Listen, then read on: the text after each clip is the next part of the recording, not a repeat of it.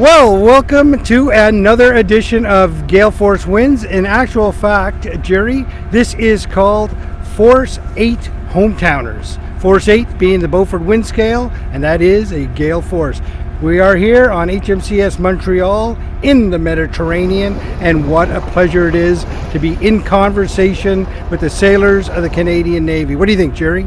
Well, you know what I was saying to the captain, it's a bit of a longer commute than what I've been used to over the last couple of years, but I am so happy, Alan, to be here. Thank you to everybody. Thank you to you, sir, for making this happen. Yeah, can't be any better. First one out of the gate is the commanding officer. So, Chris, why don't you go ahead and tell us a little bit about yourself? Where do you come from?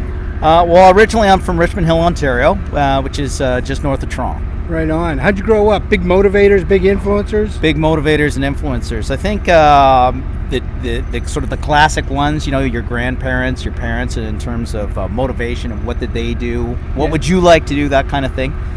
So my grandfather was a member of the Canadian Forces during World War II, and that kind of inspired me a little bit to follow in his footsteps. What high school did you go to, Chris? Do you remember that? Absolutely. Hey, how old do you think I am, man? Yeah. So I went to Richmond Hill High. Yeah. Did that, and then subsequently I went on and studied at York University, and then did two master's degrees. One through Royal Military College, and then the second one through Staff College in Toronto. What were your masters in, Chris? Yeah, that's always a fun conversation, right? So I have a master's degree in war studies and a master's degree in defense studies, and I always get questions about, well, what's the difference? It's like, well, there's a lot of difference because one, we're talking about theories of war, conflict resolution, and those kinds of things, and the other is about defense politics and the mechanisms of industry and how industry and policy sort of shapes together. Wow. So, Chris, what's your favorite part about being in the Navy? That's a tricky question because there's so many things that are great. Number one would be the people that you work with. I've absolutely met and worked with some fantastic people, including my wife, as it turns out. Your wife's in the Navy, right? That's right. What does she do? She's also a commander. Come on. Yeah. You're kidding me. That's how it works. Unbelievable. There you go. Wow, what a Navy family. Navy family. Yeah, we met on the West Coast. Yeah. Kids are born in Nova Scotia, and now, of course, we live in Ottawa. Yeah. So that's it. The cross-country family. Chris, what would you tell yourself right now if you were walking into the recruiting center? I would say give yourself the opportunity to have a terrific adventure. I've been all over the planet, north of the Arctic Circle, south of the equator.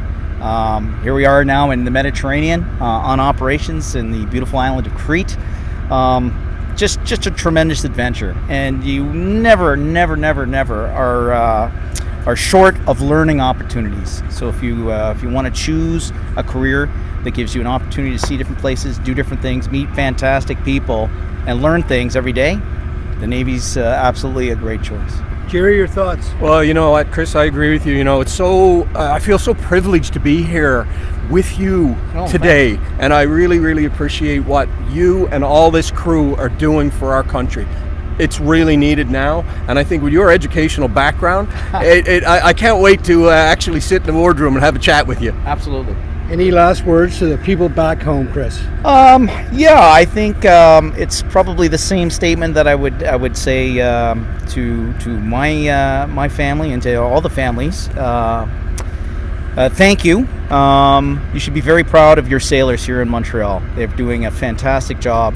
They're working really hard, and you should be tremendously proud of their efforts.